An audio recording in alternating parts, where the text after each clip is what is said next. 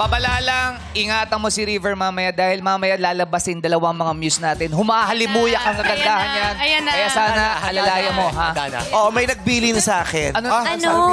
Sabi niya, Tita Vice, pakiingatan si River kasi alam ko naman yung challenge na makita Yes. niya yung Yes. mga contestants niyo. Baka maguluhan ang isip. Sino itong pamangkin mo, tita? Oo.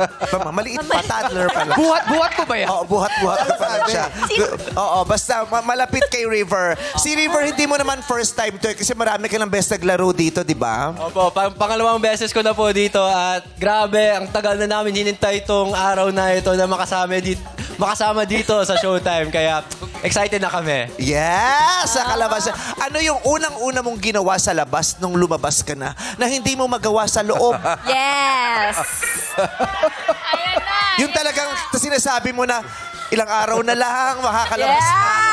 Yung ganon. Yung Alam mo na yan, Meme Vice. Oo. Siyempre, Yung makapiling ang inyong mga mahal sa buhay. mahawakan ang pamilya ko. Yes. Bigay talaga ano pa?